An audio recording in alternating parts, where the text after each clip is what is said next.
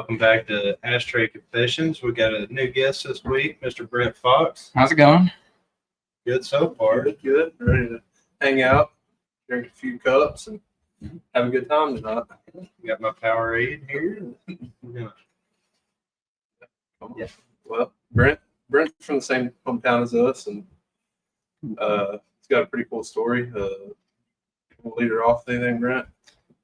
Well, yeah, I mean, guess we can kind of just start off in my music and stuff. So, if you don't know who I am, my name is Brent Fox. I grew up in good old Hamlin, Texas, if anyone knows where that's at. Started playing music back whenever. Yeah, I was about to say, at least y'all do. So, but I started playing music, I guess, probably around the age of 11.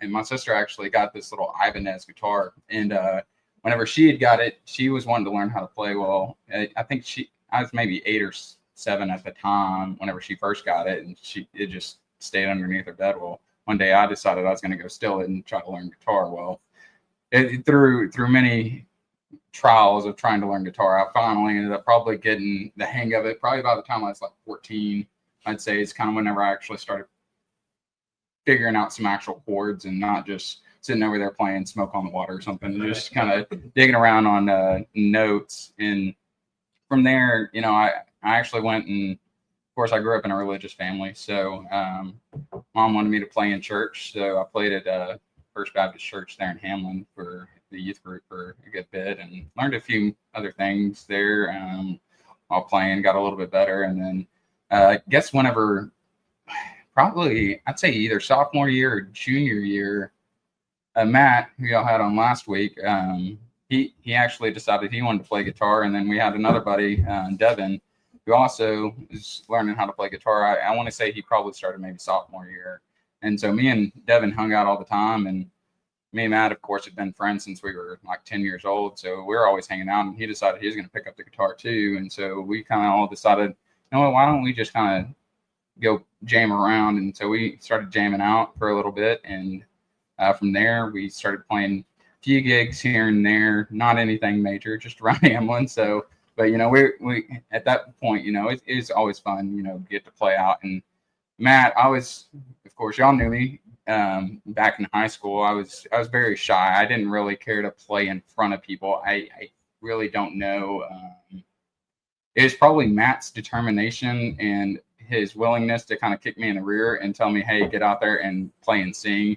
Honestly, that kind of got me up on the stage and stuff, because even Mr. Smith back in ag class and stuff, he'd always pressure me. And I remember we were doing we're in FFA and stuff, and they begging me to do the talent show. I was like, I don't know about that. I was nervous as heck. I was like, I don't really like playing in big crowds. And Mr. Smith talked me into it, and so I'm glad he did. Yeah, I'm glad. You've got a great voice. I was listening. I've heard you live before, but I mean, of course, I did this to Matt too. I listened to some of his stuff before he got here. I listened to some of your stuff before you got here. You got a great voice, man.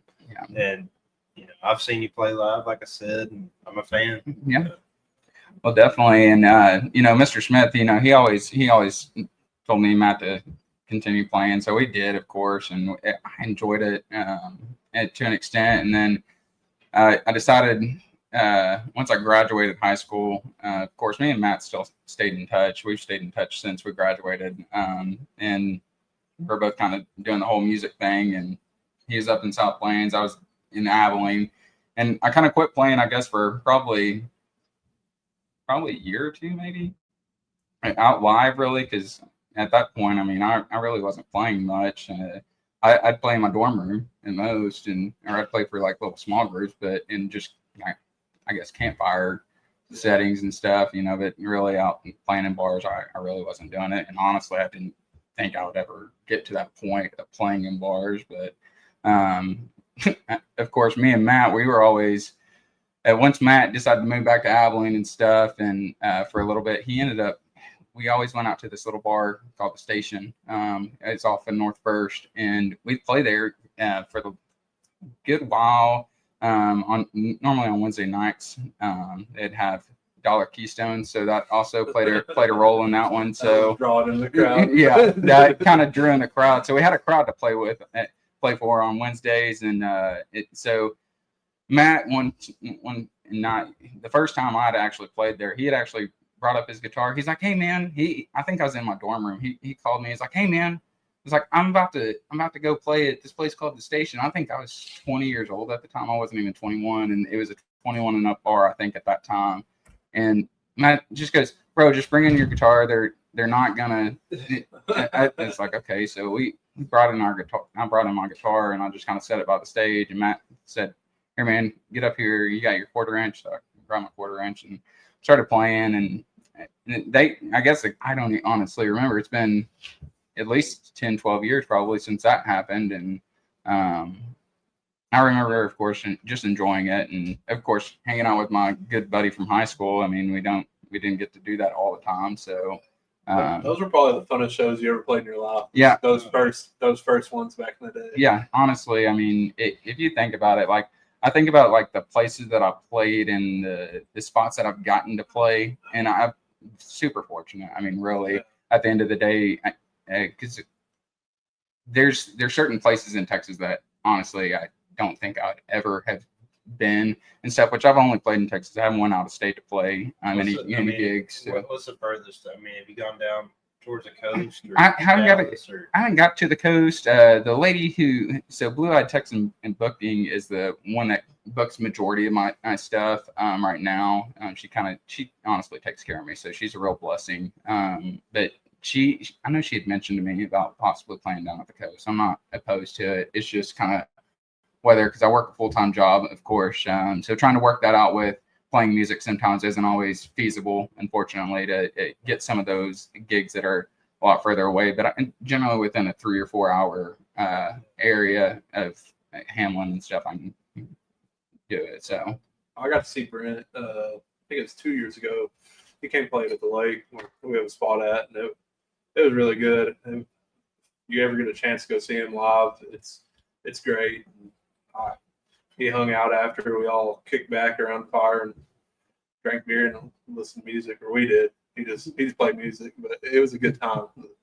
Yeah, I was about to say that was definitely. I think that was around July 4th. It was. I know it was 2 summers ago. We all set up that trailer. Yeah, we set up a trailer, and honestly, I don't even remember how I was invited out. I think Matt, honestly, a lot of my stories involved Matt. I feel like on a lot of stuff, but no, he's one of my good buddies that I've just been playing music, and of course we've been friends since high school. So of course 2 compadres just getting in trouble or finding trouble to get into together. So I think he originally got that gig, and that's whenever I want to say his band, the guys that he has rolling with him now, I think the only one that they didn't have is the lead guitar player at that time. So so would you ever see yourself going that route, trying to grab a full band together?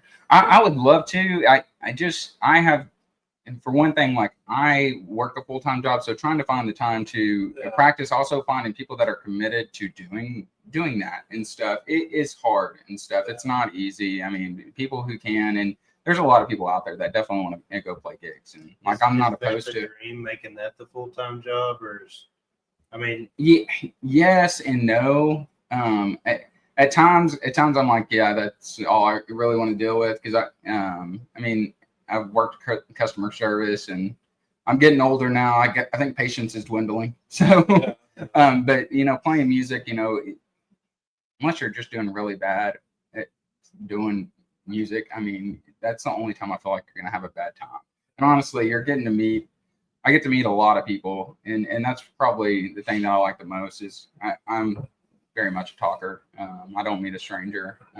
So, I mean, and getting to talk to people and actually listen to their stories versus, oh, what am I doing in music? Like, I could care less, honestly. Like, I just go to places and I happen to play a few chords and they think it sounds good enough, and then I pick their brain on whatever. So, because you can hear some interesting stories. That's kind of our goal for this podcast, is just get interesting people on here to tell their stories. I mean, that's kind of what started. Yeah, we recorded 2 before we ever had Matt on. Didn't release them because it's just me and him talking about ourselves, and it's like felt weird about it, kind of. You know what I mean? Yeah, it makes you feel kind of conceited. Is that the word? I don't know. But we also argue because we're brothers. And it's an hour of us arguing about whatever. Who would have thought? Who would have thought? I was going to ask you, so when I was a senior, you were probably a sophomore, is that right? So you were kind of right in between. Well, I graduated in 2012. So Okay, so I was 10. So yeah, And I was 14. Yeah. So you're right in the middle Yeah. of us. So you kind of knew both of us a little bit. Yeah. But we were talking about the FFA trips when Matt was here last week. I mean, that was kind of where I got to know you because we weren't in a lot of classes together, me being older. But yeah, and I mean, I went off to college and you stayed out making a farm. I mean, so, yeah. But yeah, I mean, that's probably, I don't know. Well, no, I guess the last time I saw you is whenever me and Caleb played here. So shout out to Caleb Young. Again, I guess we shouted him out last time. That's your best friend. You're probably going to shout him out every podcast. Get used to that name. Well, we were talking about, I don't know if you know this, the "Watch Me Go" song that he's got. I wrote that. Yeah. I think he played that. Whenever is that a newer one or is that a? Yeah, it's number 13 on the Texas charts right now. It was Okay, yeah. 14 last week. That's what I was thinking. I was like, hopefully it'll you keep going. wrote another one though. It's Hammer Down. Hammer wasn't Down. it? Yeah. Hammer I was Down. about to say because I remember Caleb telling me that. I was like, wait, what? Gage, you wrote that? Because I didn't realize you wrote music. I said, you're kidding me. I said, I sat there and we did all these FFA trips, and this guy's over here writing songs, and he didn't tell me anything about That's this. the same thing I thought when I knew he found out he wrote If it. it makes you feel better, I didn't realize that you play guitar Well, whenever I was a senior, but you were younger. oh yeah, true. True. So you were probably older when you did that talent show on FFA. Yeah, so that was my senior year. And Mr. Because I Smith, didn't remember that. yeah, Mr. Smith tried like hell to get me to do it on my junior year, and I was just like, no. It's like I'm not one for the crowd. I get too nervous. So how does that feel being coming? You know, I've known you, forever too. And it's like you grew up shy, and now sometimes you're sitting in front of people that are Yeah, I was sitting there going to get watching to that. it. I always thought You know? Brent was a shy kid, but Well, honestly, like for one thing, so of course, like in my earlier 20s, like I drank way too much for my own good. And I think that's probably a lot of people's stories. If it's not, well, yeah. you're a saint and congratulations. But I was not in my early 20s. I had to learn my lessons a few times, and I think that's kind of honestly what helped me kind of get over those nerves initially.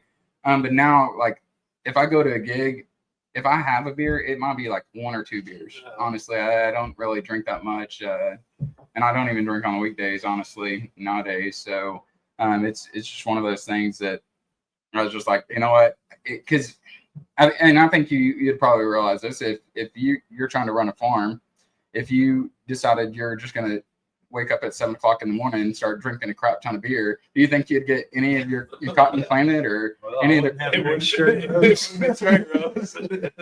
you got to get one of the newer tractors that has that GPS that you can just click on. But if you didn't have that and you're having to do those, you have a set goal and what you want to achieve.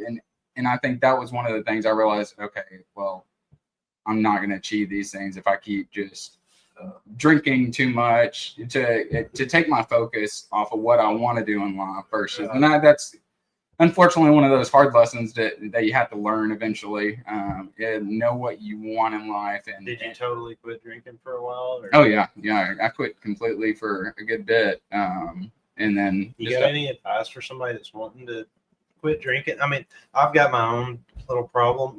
I smoke cigarettes, and I wish I could quit, but I mean, it's a hard habit. It's what it is. Quit, so, I mean, with drinking, I mean, I think what you have to do is realize, like, what do you want in life? Are you achieving what you want with the habits that you have? If you're not, if it's one of those bad habits, how are you going to cut that out? And that, to me, I think everyone kind of. Some people have to hit rock bottom before they're gonna actually decide to go and try to do something else. I've played music and I wrote music that actually a lot of my first album, if y'all go listen to it, you can go find it on Spotify. It's under Brent Fox or iTunes or wherever you decide to listen to my music. But a lot of those first songs, like "Devil's on My Back," is one that I get requested on by my friends all the time, if they're around and stuff, and they want me to play that one. And that one's honestly about my drinking habits. I a little bit about that song. So whenever I wrote it, I wrote the chorus, and I was like, man, I've got a really good chorus on this one. And I want to finish the song, but I was like, I cannot write verses for the life of me. So I went over to my buddy and just kind of told him, I was like, I enjoy drinking, but I know it's something that like I've got to quit, because like if I keep on this route, like nothing good is going to come of it. And I was just telling him, I was like, I grew up around my parents and stuff who neither one of them drank. My mom, of course, grew up. She's grew up in a preacher's family, and she's a preacher's daughter, and so that wasn't even a question. Like, that's just absolutely not. You're not going to do that. So, my dad, he didn't ever drink and stuff. I think he told me that like anytime I'd ask him, he's like, no, just don't. So, whenever I was there, it's pretty good advice. Just don't. Honestly, that's probably the advice I should follow on a lot of things that I do. Just don't. But devil's on my back. It's kind of talking. My family says that I drink too much. I feel like I'm coming out of touch or something like that. It was like the first lines on that, and I was just like, man. And my buddy actually, he kind of helped me write some of those words down and kind of flesh out those verses and stuff. And like that next line in that, my friends say that I'm pretty much doing just fine, and it kind of the words that it goes on, but it kind of talks about the fact that in a sense I knew that it was something that was drawing me down. I wasn't achieving what I was actually wanting to, and that's kind of what that song's really about. And just kind of getting to that point where you realize, it's something that I need to give up, but it's tough. I mean, anyone that quits an addiction like that, I think can understand and relate to that song. So the first time your parents hear that song, is there like a conversation after that? There really wasn't, because at that point we'd probably had so many conversations, honestly, about me drinking too much. Yeah. And my mom was always questioning me, like she would see a receipt. I had a bad habit. If I'd go over there and to do laundry or something, I had a bad habit of leaving receipts in my pocket. So, you're leaving the evidence behind. Yeah, I was leaving the evidence behind. Mom found it. She was, what are you doing keeping receipts for? Taxes. Tax purposes. Okay? I thought it might be a good tax write-off. If you're a musician, I guess you can do that. Unfortunately not. I haven't figured out a way to do it yet. So, but yeah, that's one of the things. Like, I know Mom, like, just she wasn't happy about it, but that was one of those things that I'd also, of course, with my family not dealing with, since my dad didn't drink, my mom didn't drink, and really none of my family really drank. I never dealt with anyone that had an addiction. So, of course, we all went to the refrain from drugs and alcohol stuff. But how many of us actually listened? I definitely wasn't one of those that actually listened. You got the Dare shirt on. Yeah, got the Dare shirt on and everything. Well, coming from a family that doesn't drink, they probably had a hard time understanding. Yeah. Why you couldn't just quit. Yeah, and I do think that was part of it, and especially my mom, God bless her. So, because she's a saint, and she really never did anything like drinking, smoking cigarettes, or dipping, or any of that above. And so I think trying to get her to understand some of that was, I think it was more my grandma, honestly, that talked to her. Like, he'll grow out of it. And I guess eventually I did. So, for I would say good. So, I think everyone, there was a point where, because I had a wreck back in 2014, 2015, I want to say. And at that point, like, it was a pretty bad wreck. Like, I know I'd blacked out for a little bit, and I got hit, pretty much T-boned at 75 miles an hour. I'm right off of I-20. And whenever I actually went into the road, I look over whenever I finally kind of came to a stop, because it's merging on, and I ended up hitting the curb or something, and it put my truck perpendicular to the traffic. On I-20, people going 75 miles an hour. I look over, all I see is a Freightliner Cascadia. I'm just like, oh crap. It's like, that's not good. So, and I was like, I know I don't have enough time because there's probably about 100 yards in front of me at this point, and that thing's barreling down 100 miles an hour. Yeah, and if you know anything about semi trucks, usually I think their braking needs to be within 200 feet to be considered good within DOT standard. So I knew at that point, like, there's no putting my truck in drive or reverse to back up. Yeah. The only thing I could think of is like, hey, you just got to send it, get over to the other ditch, and you're going to have to cross this other lane and hope to God. Well, you make it and don't get hit by a semi. Well, unfortunately for me, there's a Ford F-150 on the other side, and I ended up taking the Ford F-150 to the driver's seat. So, but I mean, that's 10 times better than a semi. So, and I just kind of remember, everything kind of went into slow motion at that time. And I think that was another thing, is because the fact that whenever I had that wreck, people don't really talk about this, but whenever they talk about flashbacks and stuff, like, everything was in slow motion, and the things that I actually cared about were actually coming back, and none of them actually involved drinking. Yeah. None of them involved, like, it was good friends, good times, but none of it, like, alcohol wasn't the thing that stuck out to me. It was my friends and my relationships. And I just remember I blacked out for a little bit, and my truck was luckily somehow I didn't flip. For the life of me, I don't understand that. But the other truck was probably 100, 200 yards in front of me. I remember I got out of my truck, or it kind of came back to, and then I looked at my hands, and my hands had a little bit of glass in them, and they're a little bit bloody. And I remember I kind of moved my hands. I was like, oh, thank God, I can still move my hands. I can still play guitar. Yeah. And then I kicked my legs. I was like, these don't really matter in the sense of playing music, but at least they work. If you wanted to play drums, though, you were still good. Yeah, it's still good. I was like, man.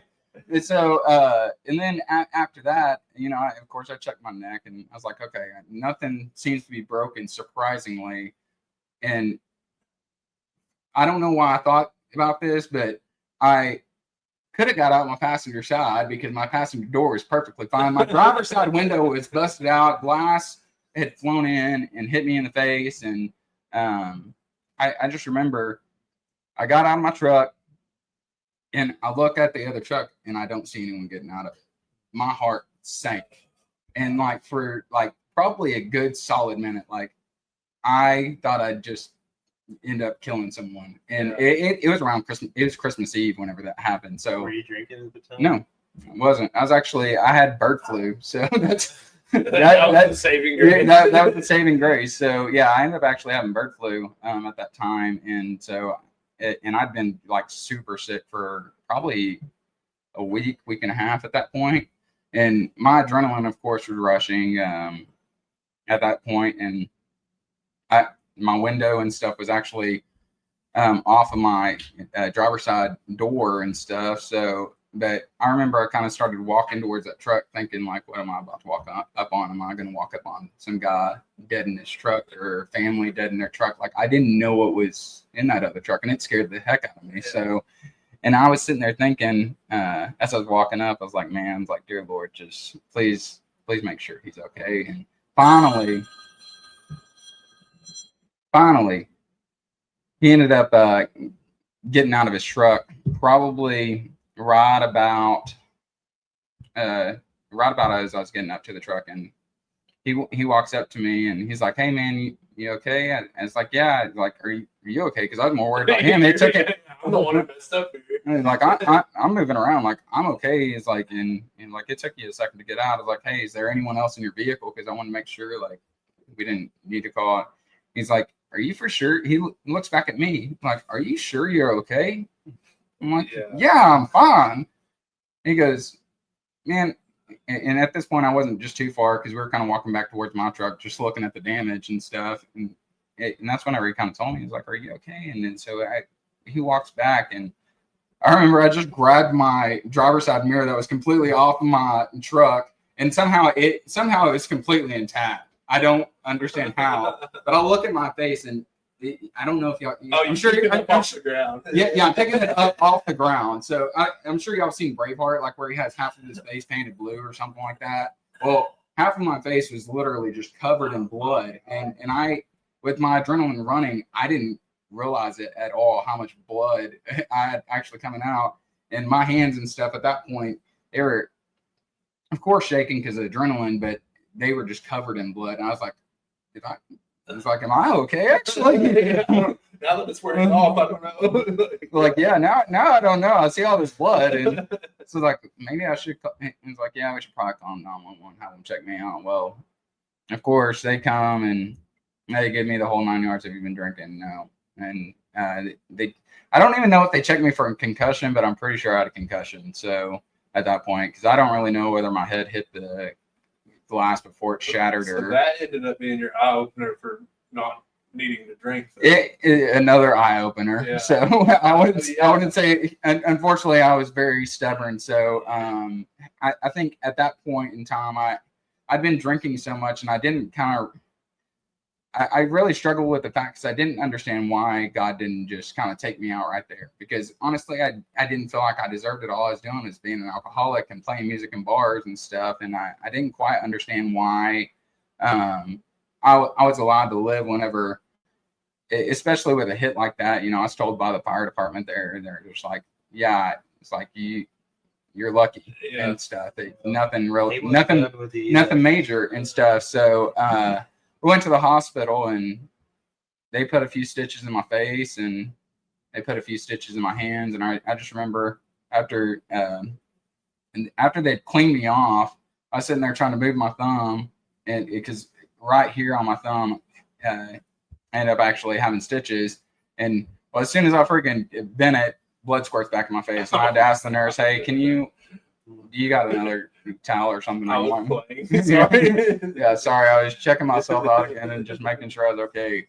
And but I ended up going home. It probably took a few days before I kind of got back to normal. Now, of course, I still look like I'd been in a boxing match and gotten the crap beat out of me. When you have a wreck like that, you don't realize that you're hurt at first.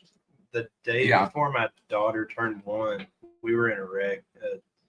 This guy pulled out in front of us, and I T-boned him just like you're talking about. I mean, the outside of his door was in the center of the driver's seat, and there's no, I mean, looking at his car, there's no way he would have lived. But I mean, he had a broken arm and a few broken ribs. But my daughter in the back seat, you know, that's all I could think about was getting her out of the pickup just in case it catches on fire or something, and making sure she was good, and she was laughing, wanting to go again. Yeah. So, you got a woman in your life, Brent? Nope. No. So, ladies, he's single. Hit him up. At Brent Fox Music. At Brent Fox. Yeah, book him for a show. Book me for a show. I'll take your money. So who would you say your biggest music influences are? Well, of course, like I grew up. I remember growing up and listening to George Strait and Keith Whitley. Pretty good influence. Yeah, he's a pretty good influence. Of course, Toby Keith.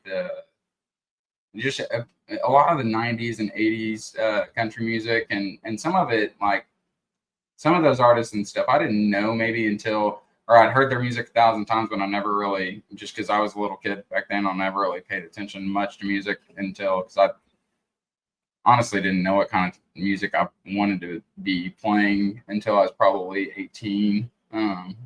Around that time, I think my sister had introduced me to Randy Rogers. I think it was Lost and Found.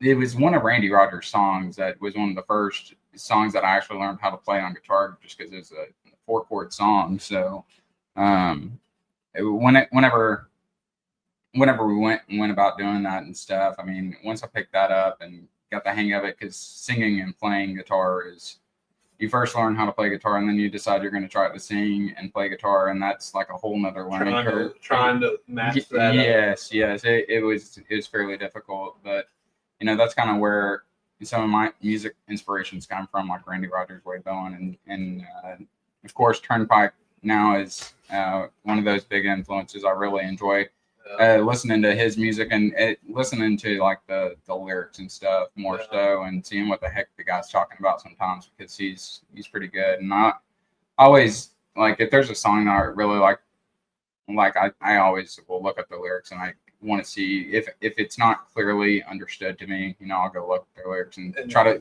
figure out like what are they actually talking about in there. So because for one thing, I mean, if you want to write songs and stuff, I think you need to figure out how does someone else do it. It's someone else that you like and stuff. You need to go read their lyrics. There's a book and stuff. I can't remember it off the top of my head, but it's I think it's like songwriting. I can't even remember their name, but there's a songwriting book that delves into a lot of the different rhyming schemes and stuff, additives, fricatives, and someone that does speech pathology will probably understand that side of it. It's just kind of about how some of these words can rhyme, and if they're not like a perfect rhyme, say like time and rhyme, that's is just what they consider a perfect rhyme, but time and mine is a little bit different and stuff, but it's still a rhyme.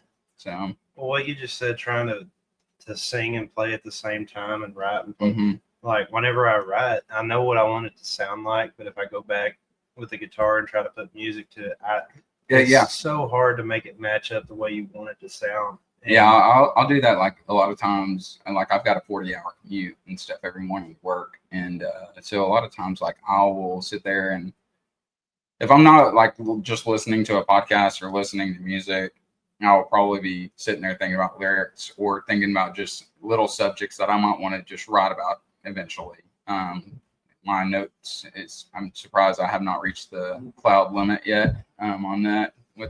As good at guitar as you are, I mean, I figured you could just, pick it right up, play exactly how you want it to sound. Like I pitched a song to Matt whenever he was leaving the other day, or after the podcast the other day, and I just started singing it, and immediately he put music behind it. And God, it was beautiful. It was beautiful.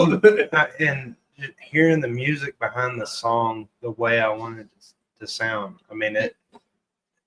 I don't know how to describe that. Well, definitely. Like there's songs that like I've written, like Dear July, I think is the latest one I released actually. So I need to get better about releasing music more often. I've got a couple songs right now that I'm pretty sure like, hey, I'm gonna release these. These are pretty good songs, I think. So, and one of them, I wrote that one I think whenever I turned 30. It's called Daydreams, and it's kind of it starts out, if I had a choice, I'd settle down between the pines, and just kind of it delves into the idea of, at that point I didn't really feel like I'd got to where I want to be in life, and I mean there's still, not necessarily where I want to be still, but it delves into what is, if you had your choice of being where you wanted to be in life and what you wanted to do and what you wanted it to look like, and that's what that song Daydreams is about and stuff. So that kind of delves into a lot of that. And then I've got another new one that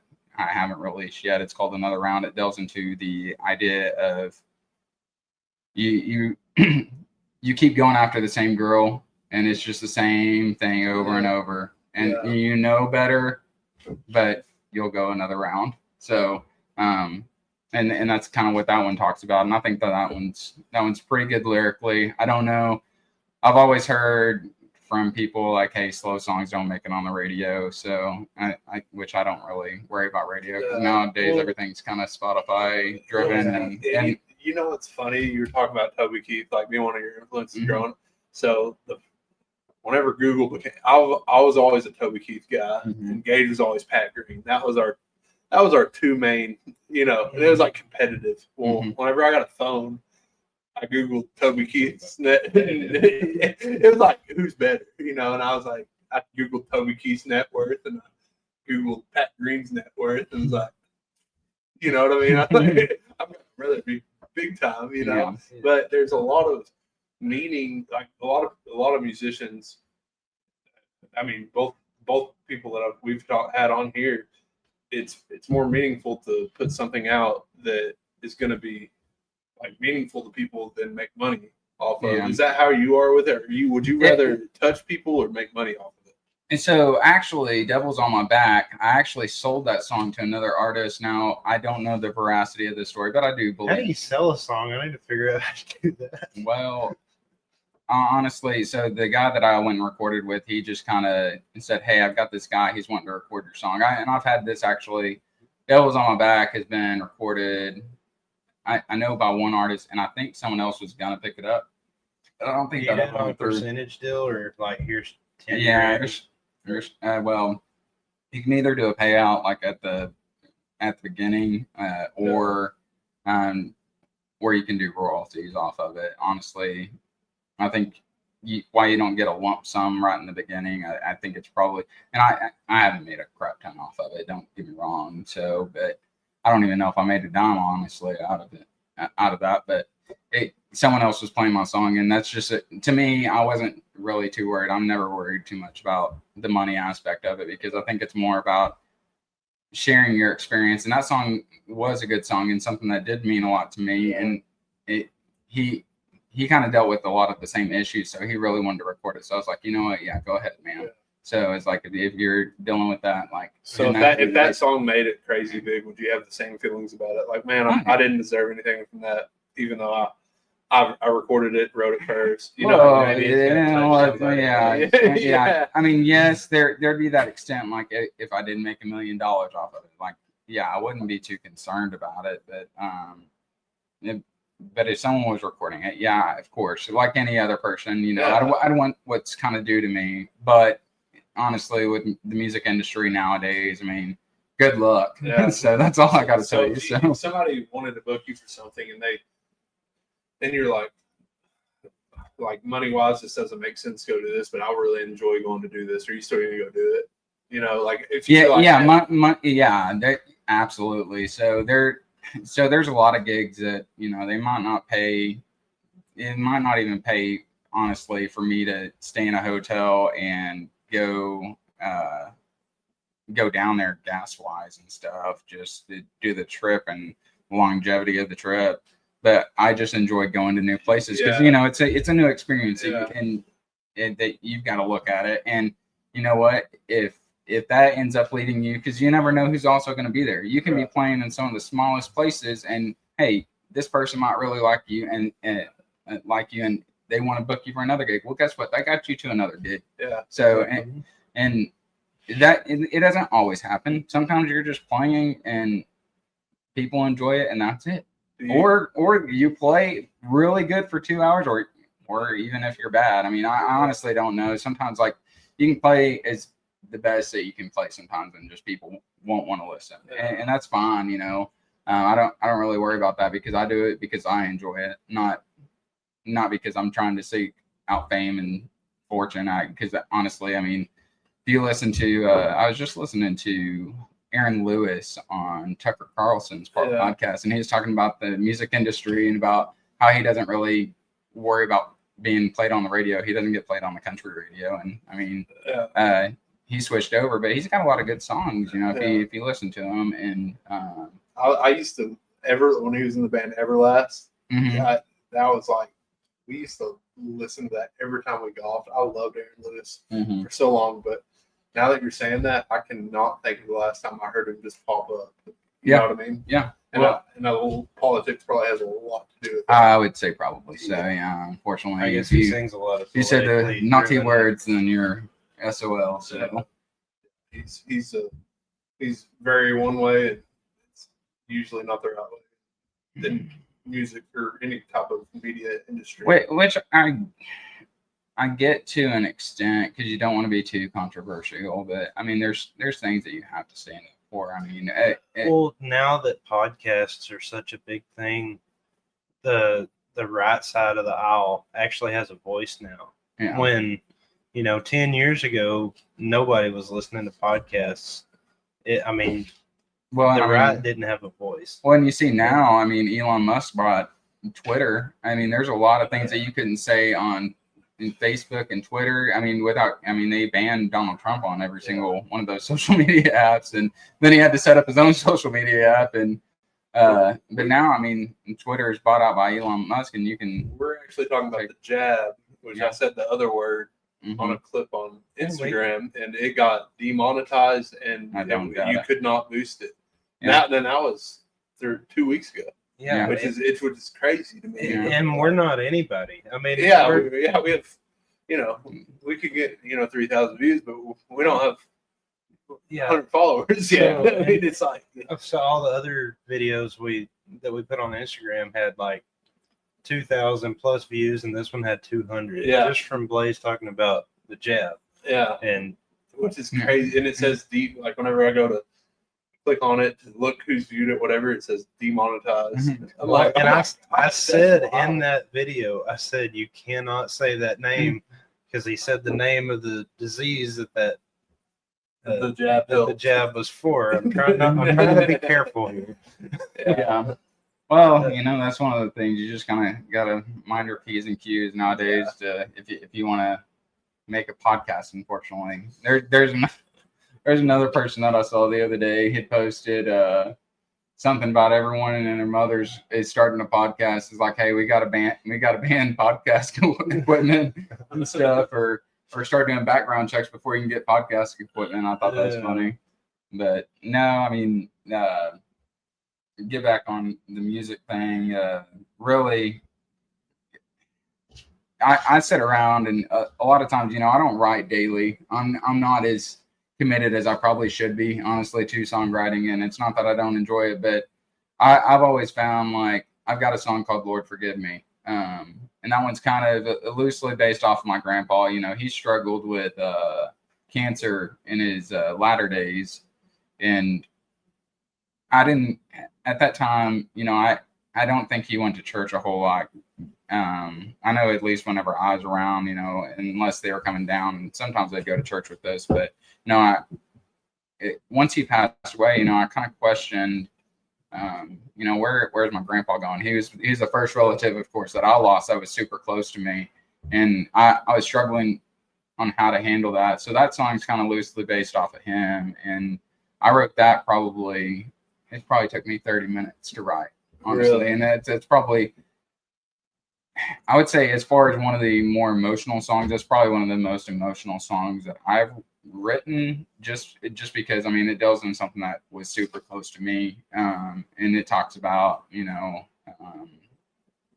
doctor coming in and saying, hey, you better say your goodbyes, you're not going to make it. So unfortunately. So, and of course, I think a lot of people resonate with that because it is kind of talking about cancer and stuff. And a lot of people, unfortunately, have to deal with that with a family or relative. And that's, at that time, I'll be honest with you, I was pissed off at that because I didn't understand why would my grandpa wasn't a saint, but he also wasn't an evil man or anything like that. He did right. And I always had a joke.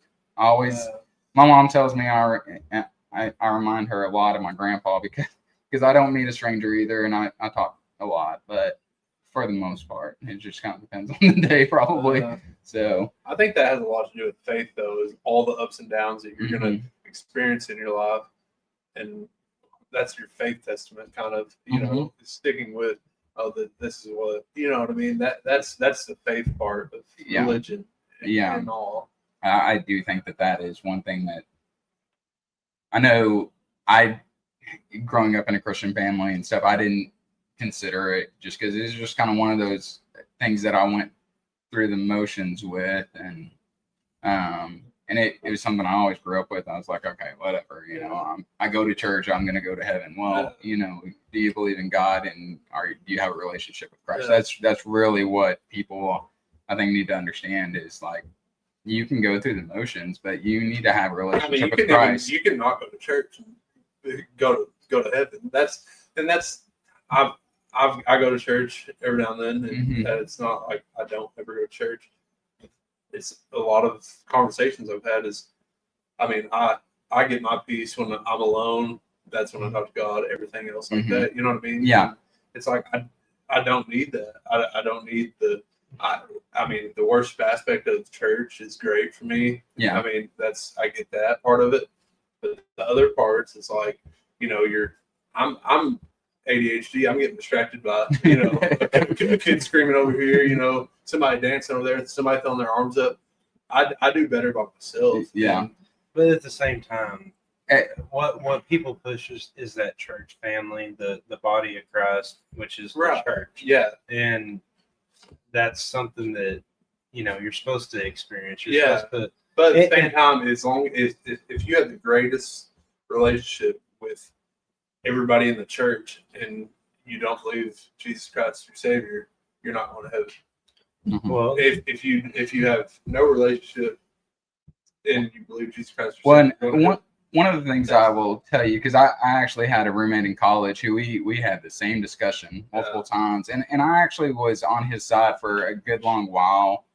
But there's a verse, believe it or not, in the Bible that talks about this specific thing, and it talks about iron sharpening iron. I'm Yeah. sure you've heard it repeated 1,000 times, but it is true. I mean, you need to surround yourself with people that are going to make you a better Christian than you were the day before. Yeah. And- But that doesn't necessarily have to be a church. yeah, it doesn't necessarily have to be at church, and I will the agree body with you of on that. Christ can be anywhere. Yeah. But It's a lot easier to find those people at church, is what I will tell you. Yeah. No, and I'm not saying that every church is. It's not. Yeah. I've never. I think church is a good thing. Yeah, And I well, think a lot of people we need grew that. up in the Baptist church just like you did. Yeah. We're members of the Church of Christ now, and I don't necessarily agree with everything. I don't like that there's no piano, there's no You got to sing a cappella. everything's I don't. Let me tell you, you're gonna be really good at harmonizing, and I'm gonna pick you up for some shows here pretty soon. So Well, I mean, what I'm getting is I don't particularly like that or agree with it, but that's where our church is. We joined our church because that's where we felt welcome. Yeah. There's some things in our church. A lot of people that go to our church think if you're not baptized, then you're not going to heaven. And I wholeheartedly disagree with that. And, there's several verses in the Bible. I mean, John 3:16, whoever believes in me, and just, I can't wrap my head around thinking that way because there's a lot of people that hadn't had the opportunity to get baptized after they accepted Christ as their Lord and Savior. And that's what matters. yeah, I always say, I accepted Christ for me. I got baptized for everybody else. Because, I mean, it's basically I agree with a that. show of your faith to everybody else. Yeah. I mean, you should get baptized. If there's any young people listening to this thinking about getting baptized, you should. yeah. And I think it comes to a point of why do we get baptized? Well, Jesus did, and he set that example by being baptized by John the Baptist. So I'm gonna wrap a few more good ones up before I get baptized. yeah, I've been saved from the church. I've never been baptized, gotcha. but I'm 1,000% comfortable if something happened to me tomorrow that I'll be in my final destination where I want to be. You know what I mean? And I mean that's how I feel, and I don't need a crowd. I don't need anybody to know that I got baptized to be able to get to heaven. That's how I've always felt about it. Yeah. I don't know if there would ever be anything that could change my view on that. You know what I mean? Yeah. Like I know what I believe and I know what I love. Yeah, you and know? standing for it and stuff like that. Well, my wife got baptized probably 5 years ago. Not long after we found our church home. And that was one of the proudest moments of my life is watching my wife get baptized in front of our kids. I mean, Setting that example too. Especially from her growing up in Shinry and you Well, pull her out of the slumps and get her baptized. she didn't grow up in the shit. I mean, I know where you're getting at, but at the same time, we've been married nearly 11 years now, and the world has kicked us every chance it's got. We got married 6 months later.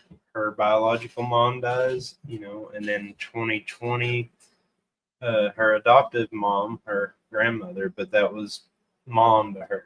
One of the greatest women I ever knew, had cancer, and I will still say she's one of the greatest women I've ever known, and I loved her so much. And then her granddad that also adopted her, a couple years ago. It's been, we've had a kid in and out of the hospital. I mean, she's had every chance to be mad at God and to be bitter about everything. And I mean, I'm proud of us. No, that's great. Before we go off on the rabbit hole, I wish religion kind of gone down a yeah, but deal here. no, it's great. So, yeah, Brent, appreciate it.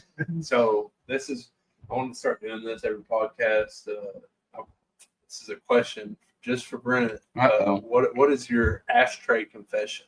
Ashtray confession. What is your ashtray confession? So this could be anything. Anything. Well, this one's probably more of a funny story versus an ashtray confession, but I guess it's a confession to my professor who did not know, or he might have known.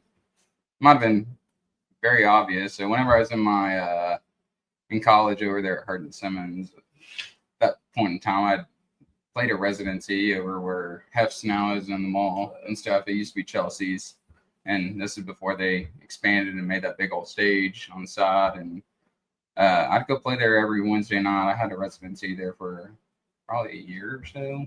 And this specific day, we had already had like bad weather warning, like it's in the middle of winter. So like, or I knew we were expecting ice and snow and everything. I'm like, I don't know why don't they just close up tonight? Because I don't think there's going to be anyone there. And so while we were there, I walk in, and I think I played from like 8 to 11 or something like that. It might have been 8 to close. I can't even remember now. So, but I walk in, and there's just this elderly couple there. That's the only people that were in the bar at night. I'm just like, God, this is gonna be a long 3 hours. God bless me. And so I get up and I start playing. Well, the wife turns around. She's like, "Man, you're really good. You want a shot of tequila?" I'm like, "Sure." Well, not realizing, called her Sweet Nancy. I think Nancy was her name. So Sweet Nancy ended up buying me a shot. I started playing some more songs, and what I didn't realize at the time is Sweet Nancy was an alcoholic. So I think we took about eight more shots of tequila in my first 45 minutes of playing there. And while I was there, I get done with the first hour and a half playing. Well, I had way too much to drink at that point. I was feeling good. I needed to go use the restroom, so I went to the bathroom, and I ended up puking everywhere in the bathroom. And I kind of wiped myself off. I get back up on stage. I finish out my set, clean myself up, and finish out my set. And I just remember, as soon as I finished out my set, like I think I'd only lived a couple blocks from there at the time. And next thing I know, my buddy kind of walks in, probably the last 15 minutes of my set. I finish up playing, and I tell him, I was like, "Bro, it's like, I know I just live a couple blocks, but I don't really know if I can get home." So he ends up following me, and I get home, and next thing I know, 8 o'clock rolls around, and I've got an 8 o'clock class. And it's my business communications class, and I sit by my cousin Taylor and one of my other coworkers and stuff, and they both knew as soon as my cousin knew for a fact, because he's the one who ended up waking me up, telling me, "Hey, we're almost late to class. It's 7:45. Class starts at 8." I'm like, "Oh crap!" So I kind of just roll out of bed and throw some clothes on, and I head to class. And God knows what I smelled like, probably like straight tequila at that point. So, but we get into class, and luckily that day I think we'd showed up like 10 minutes late, and so my professor was also late. So kind of got lucky on that point. But he rolls in, he's like, "Okay, we're gonna do some impromptu speeches today." I'm like, "Oh." I'm sitting there in my chair, and I'm just thinking, "Oh dear God, like whatever you do, just don't choose me today. Just don't just don't let him pick me today, and I promise I'll quit drinking or something. I can't even remember. So, well, he comes up. He's like, okay, first one up on the totem pole, Brent Fox. I'm like, oh God. Right off the gate. And I mean, luckily we didn't have that many kids in our class. I think there's maybe like 30 people, 30, 40 and stuff. But It's a lot of people if you're speaking in front of them. Yeah. And I was still completely plastered from the night before. So I get up and I go and speak in front of them. I think we had to do like a 10-minute or 5-minute speech, something like that. And I was just like, I don't even know what I'm going to talk about. I can't even remember what the prompt was that he gave me, because it was like a random one off the top of his head, like that he'd just think of, and you have to speak on it for 10 minutes. I got done with my speech, and he said, "That is the best speech I've ever heard in my class." Still, that's the best speech I've ever heard in my class." It's like, I guess thank you. And honestly, I didn't know whether he was being like jokingly or not. So I go sit back down in my chair, and next thing I know, my cousin and my coworker both get called up next, and they end up going up there and they speak, and we go look at our grades like after that, and I end up actually making 100 on that speech. Hey, and they both made, I think my cousin made like a 92 and the other one made an 88 or something. They were both pissed off at me. I remember that, like, how does the drunk guy end up making better grades than us on a speech whenever he's plastered drunk? You could bullshit better. So funny story. Me and Brent hadn't seen each other since he had graduated, and he graduated 2 years before I did. Me and another buddy of mine had moved into an apartment complex, and Brent and his cousin actually lived at the same complex while they were in school. So we met up there. How long did it take you to figure that out? Probably, I mean, probably a good while. Yeah, I mean, it was a bit, and it was just like, hung out with Taylor, his cousin, and it's like, oh yeah, I'm going home to, at these apartments. Well, that's where I'm heading to, But then we ended, me, Brent, and his cousin hung out several times after that. Yeah, because we were right there beside each other and hadn't seen each other in years, and it was awesome. Yeah, we always had a good time over there. Probably too good of a time. Yeah, probably too good a time. I probably lost a few years on my liver because of it, but it was a fun time. So it was worth it. Well, going back to your speech that you gave and got 100 later on, I mean, as a songwriter, you can kind of put words together a little bit better. I don't know that day. I don't know what words I put together that day, but I put the perfect ones together, luckily. So, well, I had to give a response to a lawyer. This is probably 6 months ago, and I typed up a letter and gave him a response. Because some of the business that we're in, some people get litigious, and the response I get a phone call 10 minutes after I emailed it, and he said, "Gage, were you a English major in college?" And I was like, "No, but I'm a published songwriter." I saw this wrong. But I guess he liked my letter. Yeah. So before we get out of here, do you have any songs you might want to string out for us?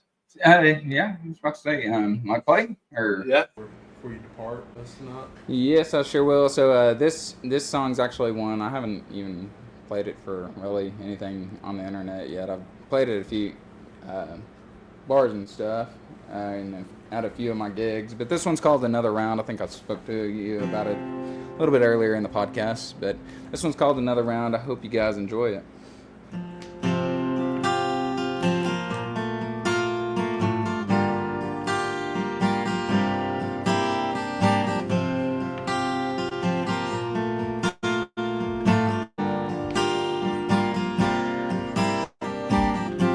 I should have loved you now. If you play with fire, you shouldn't get burned every time. Keep my head in the clouds, but it's all the same. I need to come back down, 'cause I've seen heartbreak, and maybe this time it'll only be a wait till I get my head straight. But some love never fades. And I want once has it felt? You'll be the queen and I'll play the fool again. When I think I put you down, you come right back in and I'll go another round.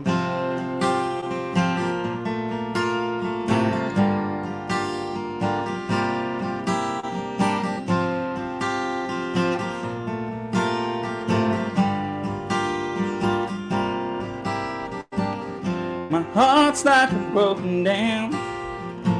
Wants to move, pulls back out to you. You think I'd be a wise man, but I still fall for your never changing plan. 'Cause I've seen heartbreak, and maybe this time it'll only be a week till I get my head straight. But some love never fades. Not once has it felt. You'll be the queen and I'll play the fool again. When I think I put you down, you come right back in and I'll go another round.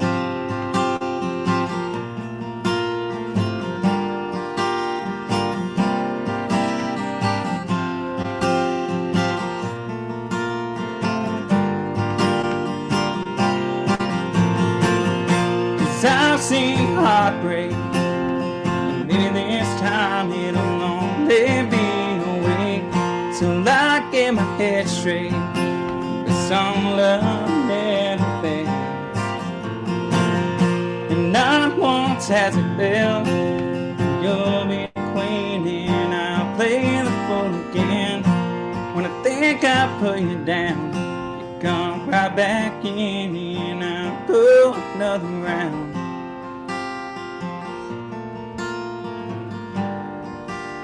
And I'll go another round.